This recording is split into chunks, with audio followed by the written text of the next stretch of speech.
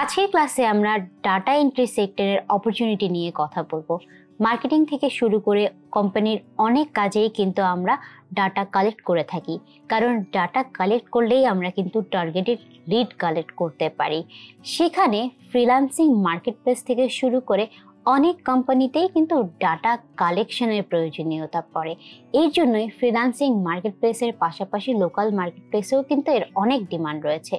চলুন আমরা ফ্রিল্যান্সিং মার্কেটপ্লেসে গিয়ে দেখি এই সেক্টরে যারা কাজ করছে তারা কতটুকু আয় করছে এবং কিভাবে। ডাটা এন্ট্রি সেক্টরে ফ্রিল্যান্সাররা কি পরিমাণ আয় করছে এবং তাদের যে কাজের ডিমান্ডটা সেটা কেমন, এটা জানার জন্য আমরা আপওয়ার্কে এসে ডাটা এন্ট্রি লিখে যখন সার্চ করলাম, তখন এখানে আপনি দেখবেন যে অনেকগুলো ফ্রিল্যান্সার প্রোফাইল কিন্তু আমাদের স্ক্রিনে চলে আসছে। তো প্রথম যে প্রোফাইলটা আছে সেটা দেখলেই আপনি বুঝতে পারবেন যে এটা প্রায় $80,000 মতো আয় করেছে। নিচেও যে প্রোফাইলটা আছে এটাও প্রায় $80,000 মতোই আয় করেছে। আবার যদি আপনি আরেকটু নিচে যান তাহলে দেখতে পাবেন এই প্রোফাইলটা $30,000 মতো আয় করেছে। এরপরে আপনি যত নিচে যেতে থাকবেন তত কিন্তু আপনি দেখতে পাবেন যে কে কত ডলার আয় করেছে। আপনি যদি পাশাপাশি আমরা অনেকগুলো বাংলাদেশিদের প্রোফাইল খুলে রেখেছি, এই যে বাংলাদেশিদের প্রোফাইলটা আছে বা এনার যে প্রোফাইলটা আছে সেটাতে প্রায় $40,000 মতো আয় করেছে। বর্তমানে ওনার অনেকগুলো প্রজেক্ট ইন প্রগ্রেসে আছে। আবার যদি আপনি এই প্রোফাইলটা দেখেন তাহলেও বুঝতে পারবেন এটা $80,000 মতো আয় করেছে। ওনার প্রায় 34টার মতো প্রজেক্ট রয়েছে। প্লাস আপনি যদি এই প্রোফাইলটা দেখেন, এখানে দেখবেন এখানে মাত্র $400 মতো আয় করেছে। কিন্তু কেন উনি $400 মতো আয় করেছে? কারণ হচ্ছে ওনার এই যে জায়গাটা এখানে প্রগ্রেসে দেখতে পাবেন, ওনার প্রায় অ্যাক্টিভ না বললেই চলে উনি এই সেক্টরটাতে কাজ করার জন্য। তো আপনি যখনই ডেটা এন্ট্রি সেক্টরে কাজ করতে আসবেন, আপনার মনে রাখতে হবে এখানে স্কিল থাকার পাশাপাশি আপনাকে অ্যাক্টিভও থাকতে হবে, তাহলেই আপনার আয়ের পরিমাণটা বাড়তে থাকবে। এরপরে যখন আমরা ফাইবারে এসে সার্চ করলাম ডাটা এন্ট্রি, তখন কিন্তু আপনি দেখতে পাচ্ছেন যে এখানে প্রায় 60,000-এর মতো গিগ আছে।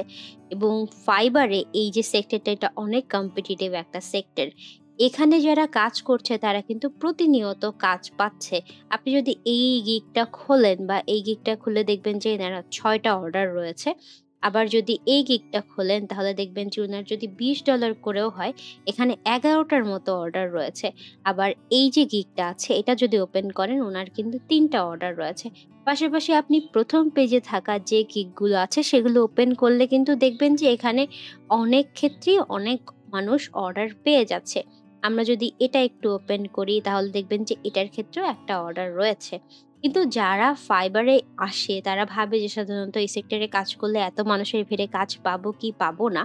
সেই ক্ষেত্রে কি হয়, যারা নতুন আসে তারা কিন্তু স্কিলড না হয়ে আসার কারণে এখানে কাজ পায় না। যেমন ধরেন আপনি তাদের গিগ ইমেজ দেখলেই বুঝবেন যে তারা কত কম এফোর্ট দিয়ে এখানে গিগ বানিয়ে রেখেছে। তো আপনি যদি স্কিলড হন, এখানে আপনার জব থাকবেই ডেফিনেটলি এবং আপনি আয়ও করতে পারবেন।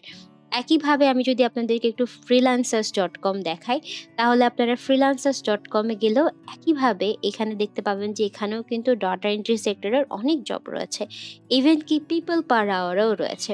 কিন্তু আপনাকে এই সেক্টরে আসার পরে একদম আপনার যদি আয় করতেই হয় তাহলে ডেফিনেটলি আপনাকে স্কিলড হতে হবে।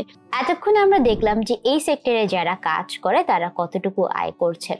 আমরা যখন ডাটা এন্ট্রি সেক্টরের কথা বলি, ডাটা এন্ট্রি কিন্তু অন্যান্য সেক্টরের তুলনায় শেখা অনেক সহজ।